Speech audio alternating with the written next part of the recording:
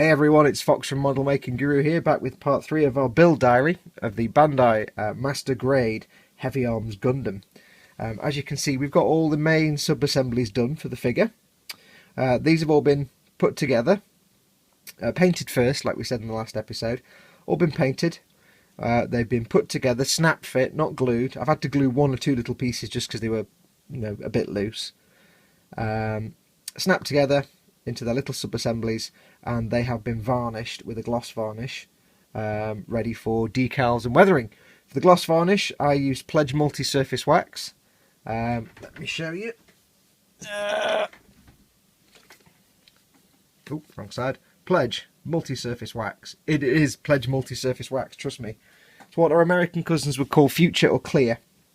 It's designed for floors and things like that, but it's actually a really good gloss coat.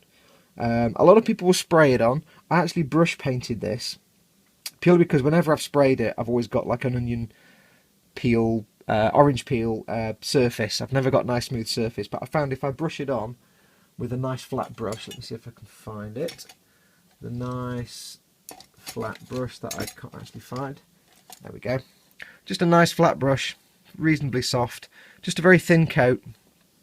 It goes on really nicely, and it gives a nice shiny gloss. So let me give you the shield, show you that. Gives you a nice shiny surface ready for decals and washes. The idea of doing a gloss varnish is that when you do a wash, the wash will go into the little crevices and grooves rather than just splodge all over the surface and make a mess. It'll be a bit more controlled. Also makes it easier if I'm using any kind of like Ultimate Modelling Products washes where I can rub it off afterwards. Makes it easier to keep the surface clean but keep all the residue in the grooves.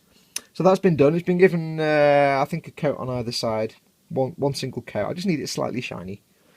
So the next stage is going to be the decals. One thing I did do as well, once the paint was on, before the varnish went on, I did my chipping. You can see on a foot here. Let me see if I can zoom in for you. Give you a better view. Hang on. If we can get to zoom to a focus. And let me adjust my light slightly. Get some light on the matter. You can see there I've done the chipping. You can see the shine from the pledge as well. This was very simply done. There are a number of ways I could have done the chipping. I could have built the chipping into my pre-shading and undercoat layers before I painted everything, masked off some areas with Maskol and taken that off. But what I decided to do instead, because my undercoat was a light grey colour, what I decided was just simply to scratch the paint with my knife blade. So you can see on here it's come out quite nicely. There's some nice chipping on there. So literally my paint chipping was just paint chipping. I scored it with the knife blade just very, very gently. Because I'd only spray painted the colour on very thinly, it didn't take a lot of effort to take the paint off. And I was able to do it so that the paint would come off, but reveal the undercoat, the primer underneath, and that just makes it look a bit more interesting then. So that was done over most of the areas. I didn't do the white because you're not really going to see anything with the white. You just see the grey underneath and it would look a bit weird. So I've left the white areas, but the orange, red and yellow parts have all been scuffed and scraped. I also did a bit on the legs. I know it's really dark in here. Let me see if I can get that light back again. My mobile light service. I've done a bit on the legs as well. On the legs I actually found it easy just to sand this in. It's not really going to be, I didn't really want a paint chipping effect, more just like a paint worn effect. So that's just some lightened areas. And the good thing is with the varnishing, because I brushed it, I maintain my joint flexibility, which is cool.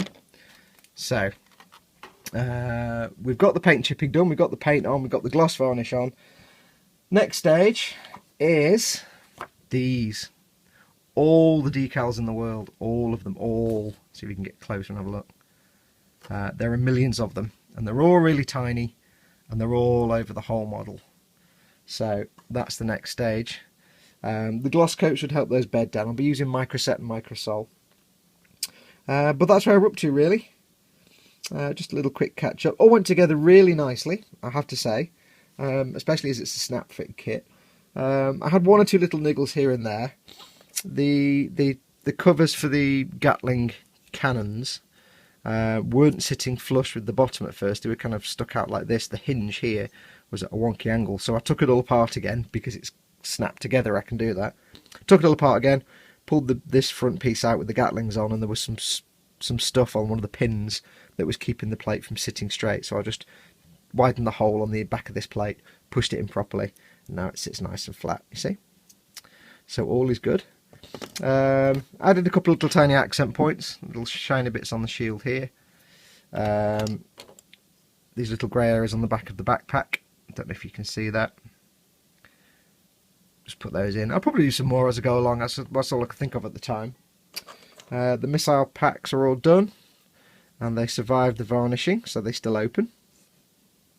I painted the back of the plate these go into the German grey colour. I didn't really feel that they were standing out much from the background, and I also painted the missiles a lighter grey than the German grey because they were the same colour in the kit, and that doesn't seem to be right to me. So they stand out quite nicely now. Same for the back of these. German grey for the background, and the light grey colour for the actual missiles. So that's where. Oh, I also masked off the. You won't see this on camera, but I also used some Maskol to mask off the eye areas and the shiny and the green parts. I didn't use the sticker for the eyes. I simply painted the whole clear part that goes in here to me a clear green, and then brush painted rubber black over the black part of the face mask. I call it the raccoon mask. It's kind of cool. So that was brush paint. It was actually really easy using a very fine brush. So that's where we're up to. I'm going to go off and do decals and things now. We'll either come back when I finished all the washes and stuff and the decals, or we'll come back before I do the washes or part way, or at some point. I'm really pushed for time at the minute with this and some other things going on in my everyday life and work. So really struggling for time. This is actually taking longer than I thought it would. I would have thought I'd have finished it by now, but because it's such a delicate build and there's so many small parts and I had to plan the painting, it's taking quite a while. But that'll do for this time. Just a really quick update. When we come back, we'll have done some more, and I will have spent a million years putting all the little tiny decals on. There's millions of them, and it's going to take a while. So that's it. Watch out for the next one. For those of you wondering about my D'Agostinian Falcon update, I'm waiting for issues 6 to 9. They haven't turned up yet, and as I said, I'm really pushed for time, so I've not had a chance to play with that much. So I will be doing a new D'Ag Falcon video at some point. But that'll do it for now. As always, go to the website, Twitter and Facebook. You know the addresses, it's at the end of the titles on the video. But until next time, adios amoebas.